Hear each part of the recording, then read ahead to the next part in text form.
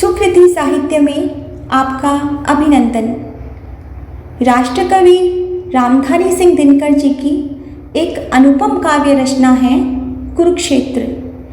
इसी में से प्रसंग है, महाभारत का युद्ध समाप्त हो चुका है। पितामह भीष्म बाणों की शैया पर लेटे हुए हैं। उन्हें इच्छा मृत्यु का वरदान है, इसीलिए उन्होंने अभी तक अपने प्राणों का त्याग नहीं किया है। वे सूर्यदेव के उत्तरायण में होने की प्रतीक्षा कर रहे हैं। युधिष्ठिर अपने भाइयों के साथ पितामह भीष्म से मिलने आए हैं और कुरुक्षेत्र के उस रण में भीषण नरसंहार देखकर पितामह भीष्म को बाणों की शैया पर लेटा देखकर युधिष्ठिर बड़े ही दुखी होते हैं। वे पितामह भीष्म से कहते हैं कि इस भीषण नरसंहार का मैं ही उत्तरदायी हूँ। अगर दुर्योधन मुझे मेरा राज्य वापस नहीं दे रहा था तो मुझे भी उसे क्षमा करते हुए राज्य का त्याग कर देना चाहिए था और अपने भाइयों के साथ वापस वन में चले जाना चाहिए था। कम से कम ये भीषण नरसंहार तो नहीं होता। तब पितामह भीष्म कहते हैं कि ऐसा नहीं है, तुमने अपनी तरफ से पूरी कोशिश की, यहाँ तक कि भगवान श्री कृष्ण को शांति दूत बनाकर भी भेजा, पर युद्ध तो निश्चित था।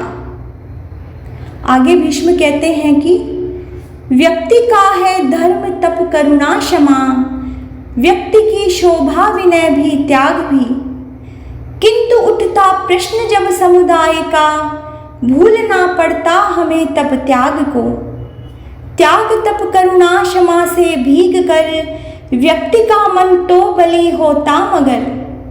हिंसक पशु जब घेर लेते हैं उसे, काम आता है तब बलिष्ठ शरीर ही।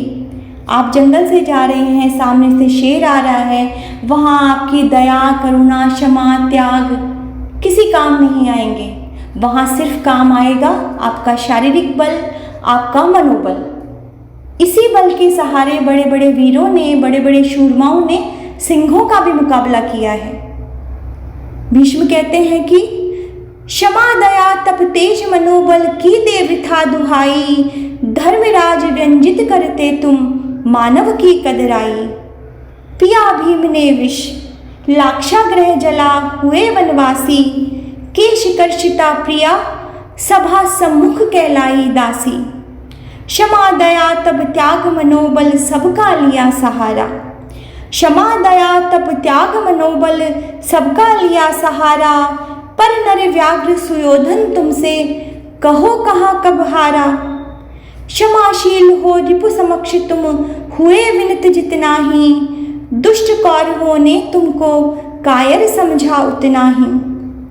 अत्याचार सहन करने का कुफल यही होता है, पौरुष का आतंक मनुज कोमल होकर खोता है।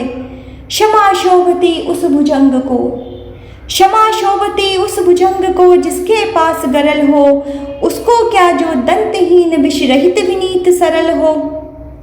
आगे पितामह भीष्म युधिष्ठिर को प्रभु श्री राम का दृष्टांत देते हैं कि 3 दिवस तक पंथ मांगते, 3 दिवस तक पंथ मांगते रघुपति सिंधु किनारे, बैठे पढ़ते रहे छंद अनुनय के प्यारे प्यारे। उत्तर में जब एक नाद भी उठा नहीं सागर से, उठी अधीर धधक पौरुष की आग राम के शर से। सिंधु देह धर त्राही त्राही, सिंधु देह धर त्राही त्राही, करता आगिरा शरण में, चरण पूज दासता ग्रहण की बंधा मूड बंधन में। सच पूछो तो शर में ही बसती है दीप्ति विनय की, संधि वचन संपूज्य उसी का जिसमें शक्ति विजय की।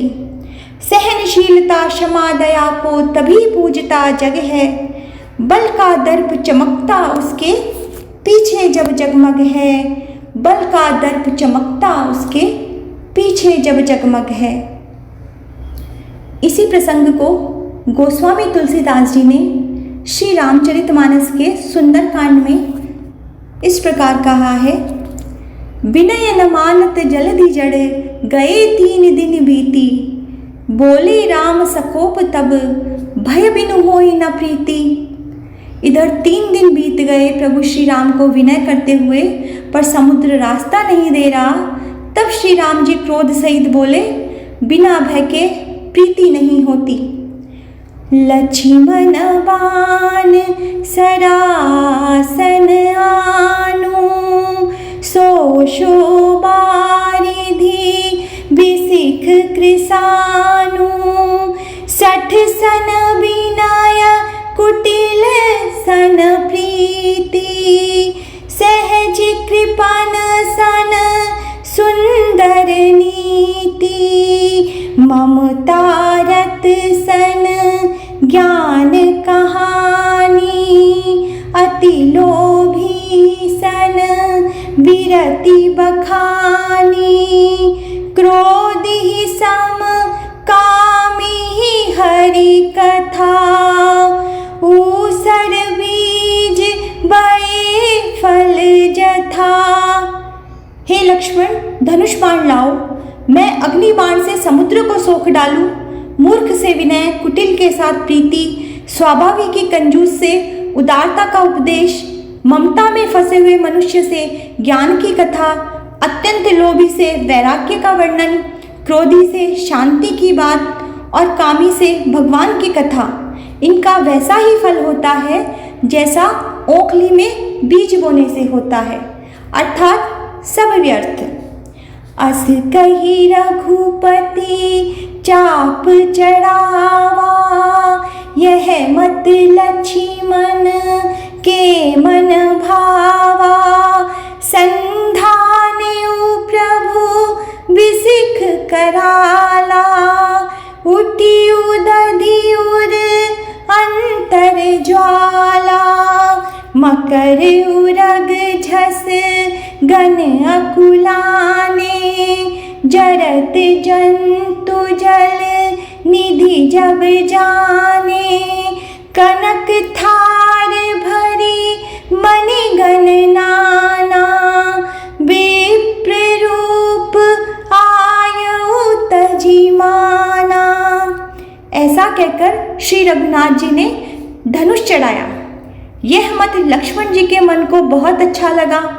प्रभु ने भयानक अग्निबाण संधान किया, जिससे समुद्र के हृदय के अंदर अग्नि की ज्वाला उठी। मगर, सांप तथा मछलियों के समूह व्याकुल हो गए। जब समुद्र ने जीवों को जल में जलते जाना, तब सोने के थाल में अनेक मणियों रत्नों को भरकर अभिमान छोड़कर वह ब्राह्मण के रूप में आया। काटी ही पई कदरी फरई, कोटि जतन को सींच। विनय न मान खगेश सुनू, डांटी ही पई नवनीच। काकभूषुंडी जी कहते हैं, हे गरुड़ जी सुनिए, चाहे कोई करोड़ों उपाय करके सींचे, केला तो काटने पर ही फलता है।